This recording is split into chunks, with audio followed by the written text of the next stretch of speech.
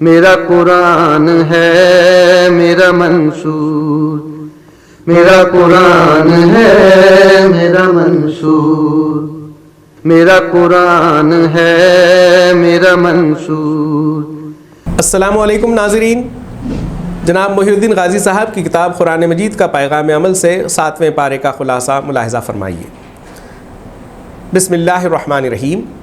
اللہ کے نیک بندوں کی شان یہ ہوتی ہے کہ جب قرآن کی آیتیں سنتے ہیں تو حق جاننے کی خوشی میں ان کے آنکھوں سے آنسو رواں ہو جاتے ہیں۔ وہ بے ساختہ پکار اٹھتے ہیں، اے ہمارے رب، ہم تجھ پر ایمان لائے، تو ہمیں حق کے گواہوں میں لکھ لے۔ اللہ نے تمہیں حلال اور عمدہ رزق عطا کیا ہے، اسے کھاؤ اور اللہ کی ناراضگی سے بچو۔ آگاہ رہو کہ حلال اور پاکیزہ چیزوں کو حرام کہنا بھی جرم ہے۔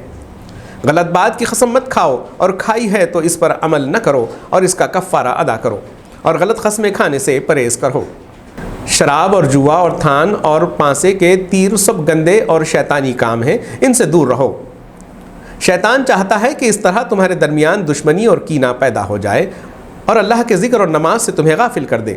اللہ اور اس کے رسول کی بات مانو اور احتیاط کرو، ایمان کی حفاظت کرو، نیک کام کرو، اللہ کی ناراضگی سے بچو اور بہتر سے بہتر روش اختیار کرو۔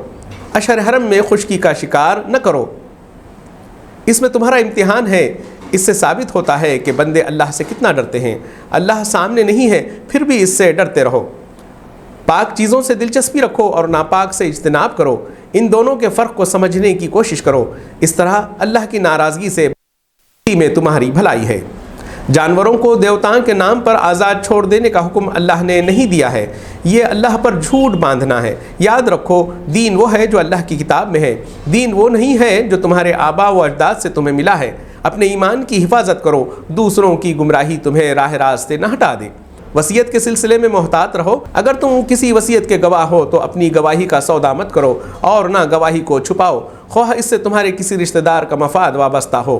دیکھو، اللہ کی ناراضگی سے بچو اور اللہ کی بات سنو۔ عیسیٰ کی پکار پر حواری دوڑ پڑے، تم بھی اپنے نبی کے ساتھ یہی روش اپناؤ۔ عیسیٰ نے توحید کی دعوت دی، لیکن ان کے بعد لوگوں نے خود ان کو معبود بنا کر اللہ کے ساتھ شریک کیا۔ تم اس فتنے سے اللہ کی پناہ مانگو۔ ہمیشہ یاد رکھو، تم اللہ کی نگرانی میں ہو، سچائی کا راستہ اختیار کرو گے تو بہت بڑی کامیابی ملے گی۔ اللہ کی حمد کرو، اس نے آسمان اور زمین پیدا کیے ہیں، اسی نے اندھیرے اور اجالے بنائے ہیں، اس کے بعد شرک کی کیا گنجائش رہ جاتی ہے؟ اسی نے تم کو مٹی سے بنایا اور تمہاری موت کا دن متعین کیا، پھر شک و شبے کی جگہ کہاں بچتی ہے؟ آسمان اور زمین اس کی نگرانی میں ہے، وہ تمہارے باطن اور ظاہر سب سے واقف ہے۔ تمہاری ساری کمائی اس کے علم میں ہے، پھر اس سے بے خوف کیسے رہتے ہو؟ اللہ کی نشانیاں ہر طرف بکھری ہوئی ہیں، تم سے کہیں زیادہ طاقتور قوموں کے برے انجام کی تاریخ گواہی دے رہی ہے، پھر بھی حق کو جھٹلانا اور اللہ کی آیتوں کا مذاق اڑانا کہاں کی دانش مندی ہے؟ جھٹلانے والے ہر حال میں جھٹلائیں گے، مذاق اڑانے والے ہر دور میں مذاق اڑاتے رہے ہیں۔ تم ان سب سے بے پرواہ ہو کر توحید کا پیغام سناتے رہو۔ ساری مخالفت کے جواب میں تم کہہ دو کہ میں شرک نہیں کر سکتا، میں خالص خدا پرستی میں سب سے آگے رہوں گا، مجھے بڑے دن کے عذاب سے ڈر لگتا ہے، میں اپنے رب کی نافرمانی نہیں کر سکتا۔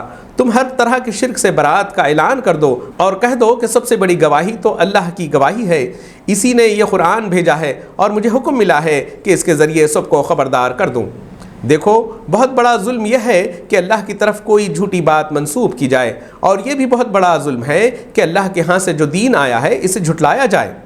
اللہ کے ساتھ شرک کرنے والے اور اللہ کی آیتیں جھٹلانے والے جب اپنے رب کے سامنے کھڑے کیے جائیں گے تو ان کا کیا حال ہوگا، اور جب جہنم کی آگ کے پاس کھڑے کیے جائیں گے تو ان کی کیا کیفیت ہوگی؟ جب وہ گھڑی سامنے آ جائے گی تو انہیں اپنے کیے پر کتنا افسوس ہوگا۔ ایسے سب لوگوں کے لیے دنیا ہی میں اپنی روش درست کر لینے کا موقع ہے، بعد میں چلانا چیخنا کچھ کام نہیں آئے گا۔ تمہاری دعوت کہ لوگ جھٹلائیں گے، اس کا غم مت کرو، صبر کے ساتھ اپنا کام کرتے رہو۔ دعوت کے نتائج کے لیے جلد بازی مت کرو، لوگ جلدی سے ہدایت قبول کر لیں، اس تمنا میں کبھی ایجاد اعتدال سے نہ ہٹ جانا۔ لوگوں کو حکمت کے ساتھ اس طرح دعوت دو کہ وہ کچھ سوچنے پر مجبور ہو جائیں، انہیں اچھائی کا اچھا انجام بتاؤ اور برائی کے برے انجام سے باخبر کر دو۔ بتاؤ کہ انہیں اللہ پر ایمان لانا ہے اور اسی کی بندگی میں اپنی زندگی گزارنی ہے، ایسا کر کے وہ ہر خوف اور غم سے محفوظ ہو جائیں گے۔ جو لوگ اللہ پر ایمان لائیں انہیں اپنی پلکوں پر بٹھاؤ، لوگوں کی باتوں میں آ کر انہیں اپنے سے دور مت کرو، وہ اللہ کے شکر گزار بندے ہیں، اللہ کے نزدیک ان کا مقام بہت اونچا ہے۔ ایمان لانے والوں کو سلامتی کا پیغام دو، اگر ان سے نادانی میں کوئی گناہ سرزد ہو جائے تو ان کی ڈھارس بندھاؤ کہ تم توبہ کر لو اور اپنی غلطی درست کر لو، اللہ کی رحمت تمہارا انتظار کر رہی ہے۔ توحید کی دعوت دینے کے لیے دلائل کا خزانہ پوری کائنات میں روشن نشانیوں کی صورت میں ہر طرف بکھرا ہوا ہے، ان سے فائدہ اٹھاؤ، لوگوں کو غور و فکر پر آمادہ کرو، اور جو عقل پر تالا ڈال کر صرف کٹ حجتی کریں ان سے اعراض کرو۔ حق کے دشمن تمہیں دین سے پھیرنے کی کوشش کریں گے، لیکن تم صاف کہہ دو کہ ہم ایسی ناسمجھی کا کام نہیں کریں گے، ہدایت تو بس اللہ کی ہدایت ہے، وہ ہمیں مل گئی ہے، اب تو ہم بس مالک کائنات کے آگے سر تسلیم خم کریں گے، نماز قائم کریں گے اور اللہ کی ناراضگی سے بچنے کی کوشش کریں گے۔ ابراہیم کے واقعے پر غور کرو، کتنے دل نشین انداز میں کائنات کی نشانیوں کے حوالے سے قوم کو توحید کی دعوت دی۔ دعوت دین کی راہ میں بہت ڈراوے ملیں گے، تاہم جس کے دل میں ایمان بس جاتا ہے وہ کسی سے نہیں ڈرتا۔